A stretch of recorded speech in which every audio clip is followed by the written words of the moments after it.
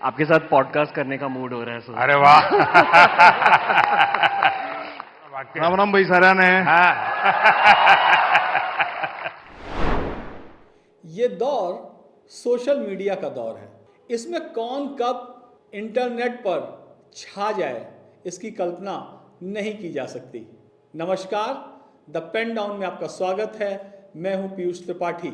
जया किशोरी, मैथिली ठाकुर, रणवीर इलाहाबादी और आरजे रौनक कुछ ऐसे नाम हैं जो आपने जरूर सुने होंगे और इनके वीडियोस भी देखे होंगे। ये सभी सोशल मीडिया स्टार हैं और बड़े क्रिएटर्स हैं। ऐसे ही क्रिएटर्स को सम्मानित करने के लिए केंद्र सरकार ने एक बड़ा कदम उठाया और इन सब को नेशनल क्रिएटर्स अवार्ड में आमंत्रित करके सम्मानित किया। इस कार्यक्रम का आयोजन नई दिल्ली के भारत मंडपम में हुआ, जहां पर स्वयं प्रधानमंत्री नरेंद्र मोदी ने इन सभी का सम्मान किया। आइए देखते हैं एक खास रिपोर्ट। अपने उद्बोधन में श्रीमद् भागवत और भगवद गीता के प्रसंग का संदर्भ देकर उपदेश देने वाली जया किशोरी को आधुनिक दौर की मीरा भी कहा जाता है। नेशनल क्रिएटर्स अवार्ड में जया किशोरी को पीएम मोदी ने सामाजिक परिवर्तन के लिए सर्वश्रेष्ठ रचनाकार का पुरस्कार प्रदान किया। इस अवसर पर पीएम मोदी ने कहा कि आपने आधुनिक ढंग से लोगों के बीच आध्यात्मिकता के प्रति रुचि फैलाई है। बहुत बहुत बधाई आपको। चलिए, आपने लोगों को आध्यात्मिक दुनिया की तरफ बड़ी आधुनिक तरीके से रुचि फैलाई है। बहुत बहुत धन्यवाद। बताइए कुछ। जी, मैं कथाकार हूँ, श्रीमद् भागवतम करती हूँ और गीता जी के ऊपर बातें करती हूँ, क्योंकि मेरा बचपन इन्हीं चीज़ों से गुजरा है और जो बदलाव मुझ में आया है, चाहे शांति, सुकून, खुशी, हर चीज़ को लेकर।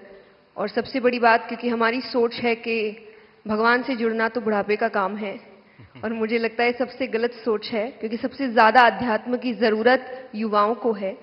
और अगर मैं मटेरियलिस्टिक लाइफ के साथ साथ आध्यात्मिक जीवन जी सकती हूँ तो मुझे लगता है हर युवा जी सकता है। लोगों को डर लगता है कि अध्यात्म मतलब झोला लेके चले जाना। हाँ जी। तो आप उसको रास्ता बताइए। पर ऐसा बिल्कुल नहीं है, क्योंकि सबसे बड़ा आध्यात्मिक ज्ञान है श्रीमद् भगवद गीता, और वो एक ऐसे व्यक्ति को सुनाई जा रही है, अर्जुन, जो आगे जाके राजा बनने वाले हैं, और राजा से ज्यादा ऐश्वर्य किसी के पास नहीं होता। और गीता में भगवान ने एक बार भी, श्री कृष्ण ने नहीं कहा कि राज्य छोड़ दो, बस कहा अपना धर्म पूरा करो जहां भी हो। वहीं जब लोक गायिका के रूप में ख्याति प्राप्त करने वाली मैथिली ठाकुर सांस्कृतिक राजदूत के रूप में अपना पुरस्कार लेने के लिए मंच पर आईं, तो पीएम मोदी ने मैथिली से कहा कि आज कुछ सुना ही दो, क्योंकि मेरा सुन सुनकर तो लोग थक गए हैं।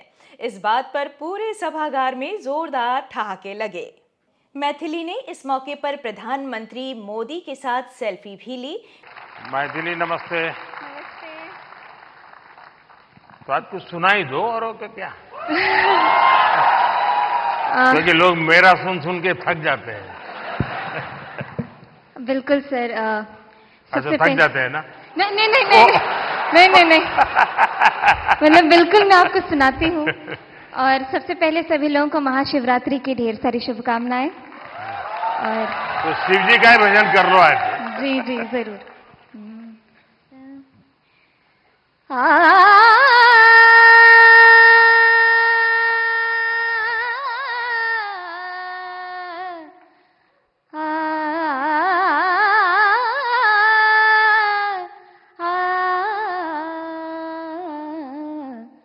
डिमिक डिमिक डमरू कर बाजे, प्रेम मगन नाचे भोला भोला। डिमिक डिमिक डमरू कर बाजे, प्रेम मगन नाचे भोला। सिंही नाद बजावत गावत, सिंही नाद बजावत गावत, लटक रही बगली झोला भोला।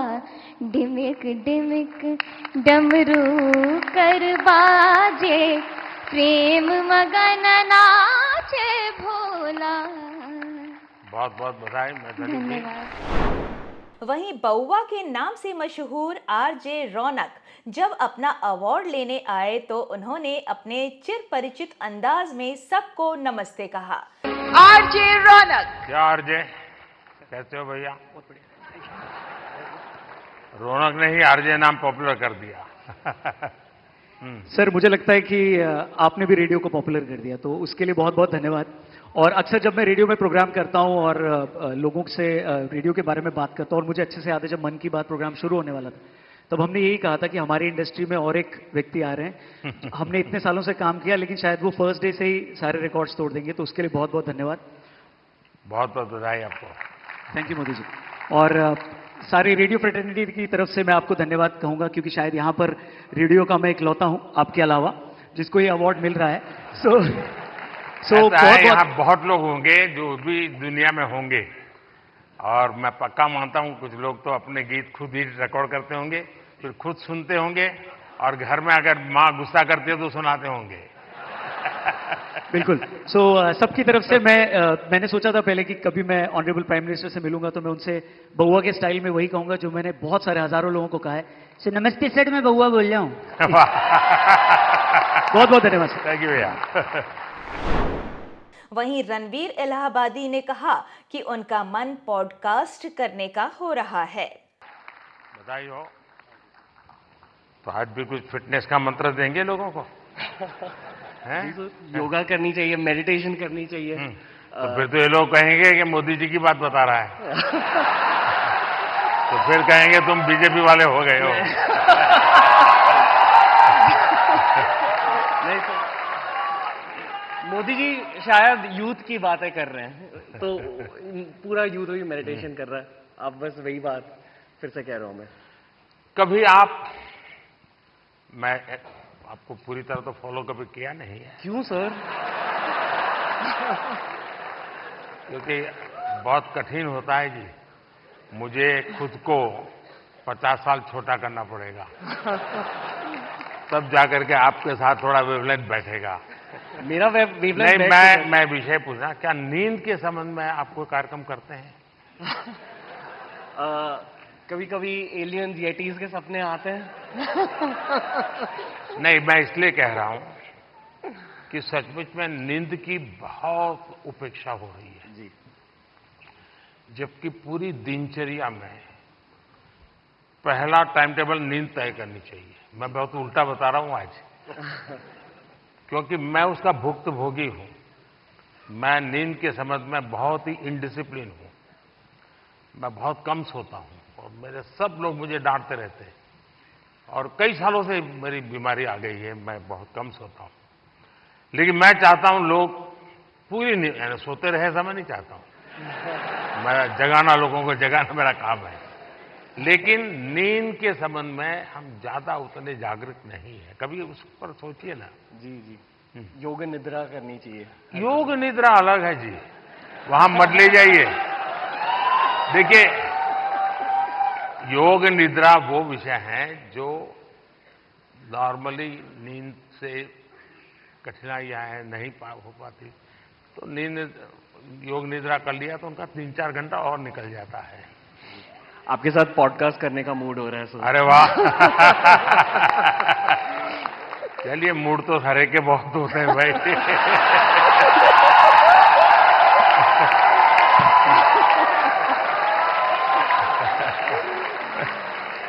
All the best. वहीं फिटनेस को अध्यात्म से जोड़ने वाले अंकित भैयनपुरिया को बेस्ट हेल्थ और फिटनेस क्रिएटर का अवार्ड दिया गया। अंकित ने अपने चित परिचित अंदाज में सभी को राम राम किया। बताओ जरा अपना वाक्य। राम राम भाई सारा ने। हाँ। बहुत बहुत बधाई। बहुत बहुत धन्यवाद। सुनाइए सबको, और चैलेंज भी दे दीजिए आप तो।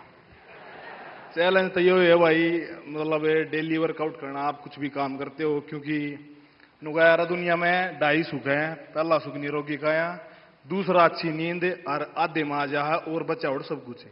तो भाई पहला सुख निरोगी काया तो अपनी हेल्थ ही काम करो, चाहे आप कोई भी काम करते हो, थोड़ा बहुत टाइम अपने थी काटो जरूर। बहुत बहुत बधाई। क्रिएटर्स को सम्मानित करने के मौके पर मोदी ने सबसे खुलकर बातचीत की और इस अवसर पर उन्होंने अपनी युवावस्था का भी एक किस्सा सुनाया कि जब वो कभी तृतीय श्रेणी के डिब्बे में यात्रा करते थे और उन्हें बैठने की जगह नहीं मिलती थी तो वो लोगों का हाथ देखना शुरू कर देते थे और लोग उन्हें ज्योतिषी समझकर सम्मान देते थे और बैठने की जगह दे दिया करते थे। इस तरह से मोदी ने इन क्रिएटर्स का हौसला भी बढ़ाया, जिससे और युवाओं को भी इस फील्ड में आने की प्रेरणा जरूर मिलेगी। आप हमारा channel the pen down like और सब्सक्राइब जरूर करें और अपना सपोर्ट हमारे साथ बनाए रखें। धन्यवाद।